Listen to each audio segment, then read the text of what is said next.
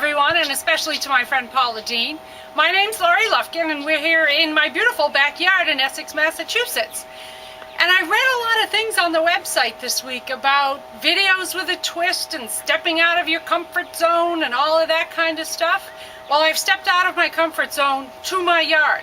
My comfort zone is my 8 by 8 foot postage stamp kitchen down in the basement of this beautiful house, which isn't mine.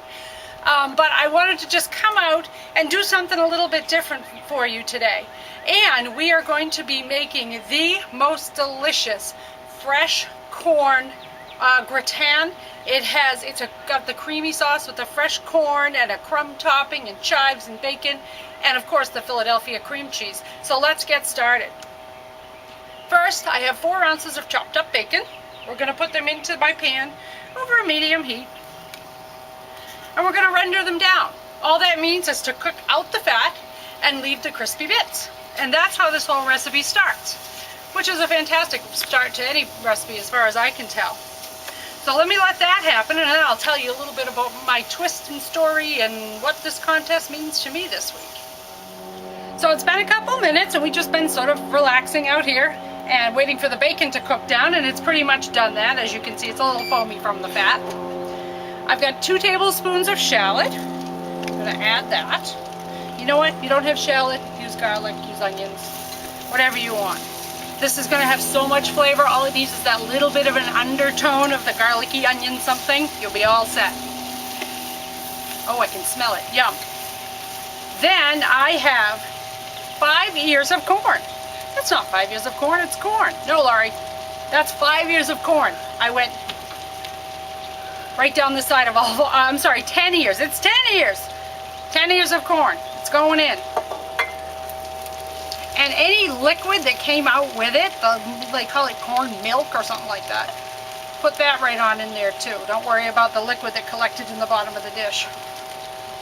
So I'm going to put this in, and I'm going to mix all of this together. Whoa! And you know what? If you have a couple of the little silks, because your 9-year-old helped you with the corn, and she did a very good job, don't worry about it. You're feeding your friends and family. If they can't put up with a little bit of corn silk, don't invite them over again. So while we're giving this a couple minutes, let me tell you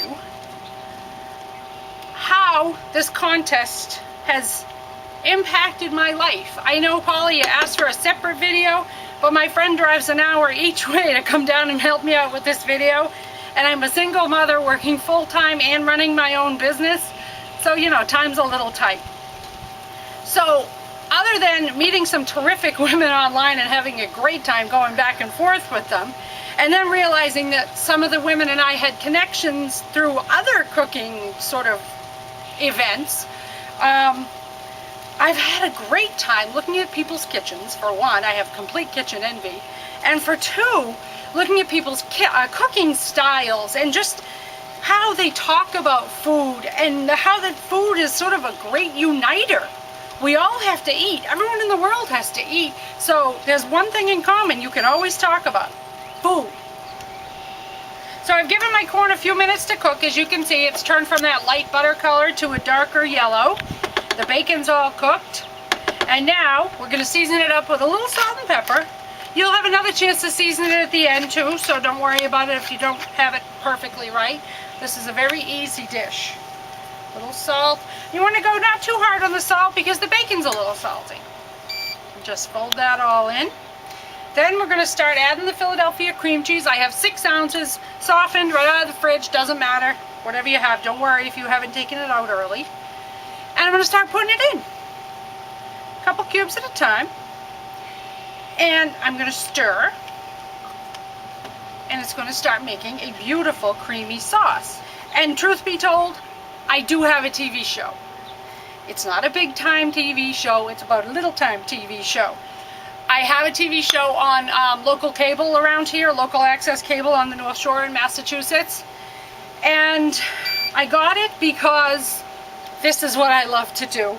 People think I do a pretty good job at it. I have a good time. It's very time consuming, but it's really fun and I really enjoy it.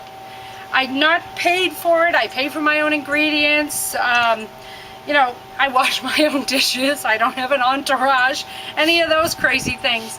But the most gratifying part about all of this is when someone comes up to me in the grocery store, says, Laurie, I saw your show, I copied the recipe off your blog, and I'm gonna make it.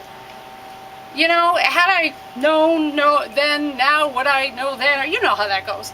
I would have probably maybe gone to culinary school, but you don't know. And you're 44 and you think, well, why don't I just have a TV show? Okay, I'll have a TV show. But I've learned a lot doing it. I've learned how to cook on TV. I've learned what to do when things go wrong. I've learned it's okay not to be perfect, because you know what? People are going to watch, they're going to love your recipes, and you just kind of have to go for it.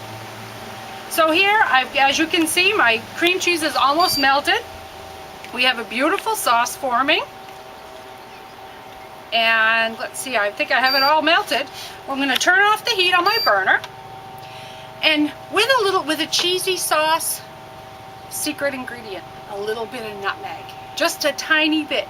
No one's going to say, oh, ooh, there's nutmeg in this. Why would you put nutmeg in a savory dish? They're going to say, Laurie, or you, after you make this tastes so good. How did you get it to taste so good? I think you can tell them or not tell them. That's entirely up to you. So I put in the nutmeg, and there was maybe 1/4 teaspoon, maybe. And I'm going to add a couple tablespoons of fresh chives. I'm just going to snip them, just like this. And like I said, my heat's off.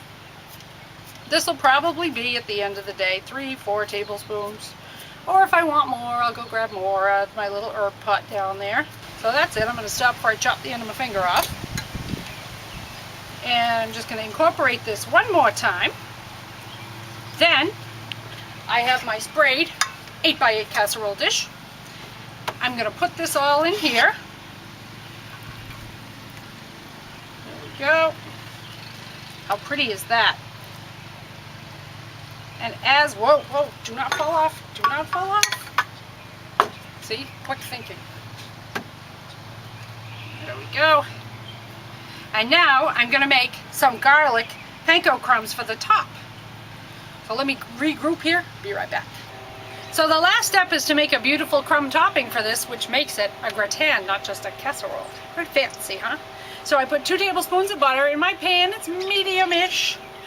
I have 2 cups of panko. You can use a little more, a little less. Japanese breadcrumbs. And then I have 2 teaspoons of granulated garlic powder. You can leave it out if you're not a fan of the garlic. But because panko is unseasoned, I need to season my crumbs. Butter has a little bit of salt in it, so don't go crazy with the salt. But unseasoned crumbs are like bread with no salt. It's very flat. A little bit of pepper. And then I'm going to stir. And what's going to happen is the butter is going to get all absorbed with these crumbs. And sitting here in this warm pan, they're going to start to toast up a little bit. Now I'm going to give it a little heat. See, like I said, it's about medium. Don't worry if they don't get all brown, because the last step to this process is you're going to pop this whole thing in the oven for 10-15 minutes, and that's it, because remember, it's still hot. Or if you want to make this a couple days ahead of time, you can do that too, like Thanksgiving, Easter, a holiday, family dinner. You can do the same thing. Make it a couple days ahead of time, then put it back in. I'd say probably 45 minutes because it's kind of thick. And you want to make sure it's heated all the way through, and the crumbs are going to get nice and brown. So let me carry on browning these. All I'm going to do is put these on top of this. I'm going to go put it in the oven. No, I have no oven out here. I'm going to go put it in the oven, brown up the crumbs, heat it all the way through, and then we're going to have a bite. So this is it. Time to enjoy the fresh off the cob creamy corn gratin. It just came out of the oven. I put it in for a couple more minutes to heat it through and finish toasting the crumbs. Let's see. Oh, it looks good. Look at that beautiful corn. And you saw how easy it was? How delicious it is? Here we go. Tastes just like summer. My name's Laurie Lufkin. Thanks so much for watching my video.